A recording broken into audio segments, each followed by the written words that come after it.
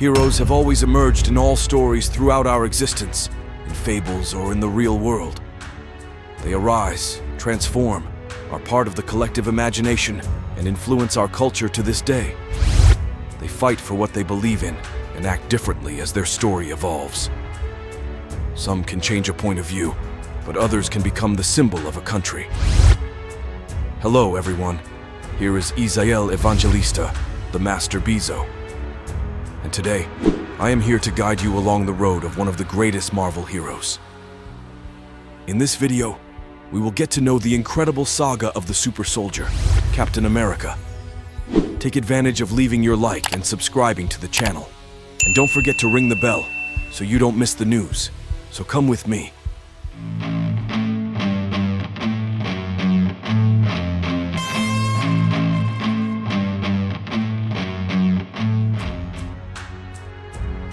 Origin.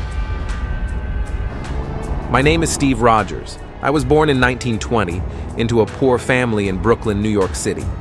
I was always a small and weak kid, but I always had a big heart.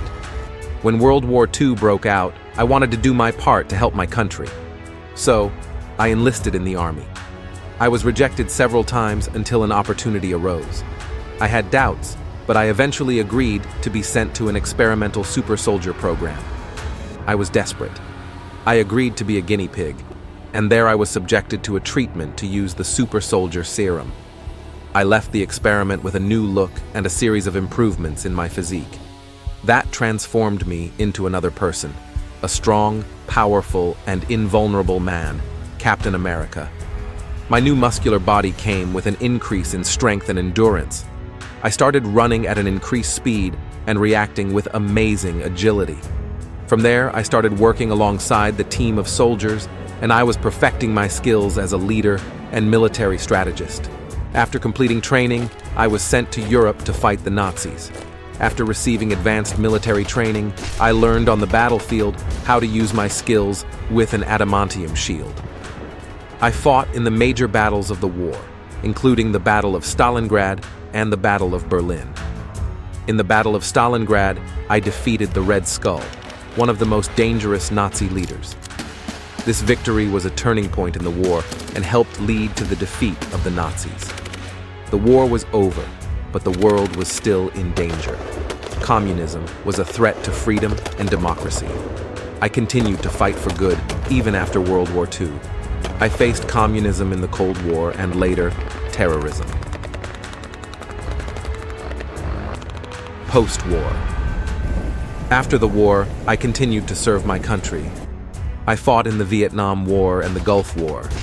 In addition to carrying out numerous secret operations with my friend Bucky, a war photographer, and many other allies I had the pleasure of fighting alongside, such as Wolverine, Prince Namor, Black Panther, and many others.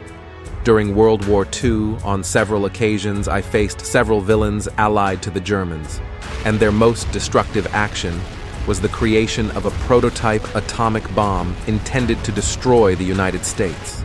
Fortunately, I managed to arrive in time to the bomb before its explosion.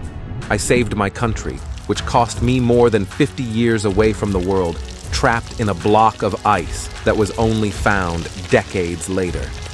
This was a shock to me, free in a different world, and alone for losing all my loved ones. With nothing left to lose, I accepted the invitation of General Nick Fury of S.H.I.E.L.D. to join the Avengers, a team of superheroes that protected the United States. Despite everything, I never regretted what I did. But over the years, I began to question my role in the world. I wondered if I was still relevant in an era of change and uncertainty. In the Vietnam War, I saw firsthand the horror of war. I saw innocent people being killed and cities being destroyed. This experience left me traumatized and made me question the morality of war. In great nations such as the United States, the Soviet Union, succeeded as a nuclear power by Russia, the United Kingdom, France, and China, I saw the destructive power of nuclear weapons. I realized that the world was becoming an increasingly dangerous place and that I needed to do something to change that. Tragedy. In 2004, my girlfriend, Sharon Carter, was assassinated. The following year, my best friend, Bucky Barnes, was killed by a supervillain. These losses devastated me. I felt lost and alone. I didn't know who to trust anymore or what to do with my life. I even thought about giving up my superhero career. But I remembered everything I fought for. I remembered all the people I helped. I knew I couldn't give up. I got up again and continued my journey. Since you made it this far, comment and share this video.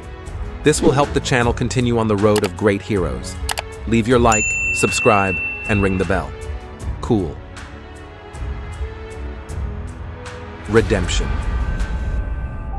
In 2006, I was confronted by the Red Skull, an old Nazi who had been presumed dead. The Red Skull told me that I was a symbol of the past and that I had no place in the modern world. I didn't agree with him. I knew I still had something to offer the world. So I decided to fight the Red Skull and stop him from spreading his hatred. I managed to defeat the Red Skull, but the price was high. I was seriously injured and had to be hospitalized. After my recovery, I decided to continue fighting for what I believe in.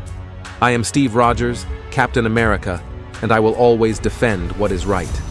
I know the world has changed, but I also know that the values I defend are eternal. As a defender of the ideal of justice and equality, I believe that war should be used only as a last resort. And as a man of strong moral principles, I believe that weapons should be used responsibly and ethically. In relation to the high-tech weapons used in wars today, I see them as a mixture of admiration and concern. I admire their potential to protect the innocent and defeat enemies, but I am concerned about their potential to cause collateral damage and exacerbate conflicts. These high-tech weapons should be used with moderation and responsibility, and they should always be guided by a sense of justice and humanity. They should not be used to suppress human rights or to promote oppression. New technologies such as robotic engineering and artificial intelligence are a mixture of hope and caution. I see the potential of these technologies to improve people's lives, but I am also concerned about their potential to be used for evil. All new technologies should be used for good, and they should always be guided by a sense of ethics and morality. It is important to develop control mechanisms to ensure that these technologies are not used in a harmful way. I am still a man who believes in freedom, justice, and peace. I will continue to be a defender of human rights and an opponent of tyranny. In the face of the scenarios of the wars in Russia and Ukraine, Israel and Hamas, I stand against violence and oppression. In the war in Russia and Ukraine, I condemn the Russian invasion and would fight for an immediate ceasefire. I would offer all humanitarian aid to the victims of the war. The war between Israel and Hamas is inhumane. I would fight with all my strength against indiscriminate attacks on civilians and call on governments to find a peaceful solution to the conflict. I would work to promote understanding and respect between the two sides.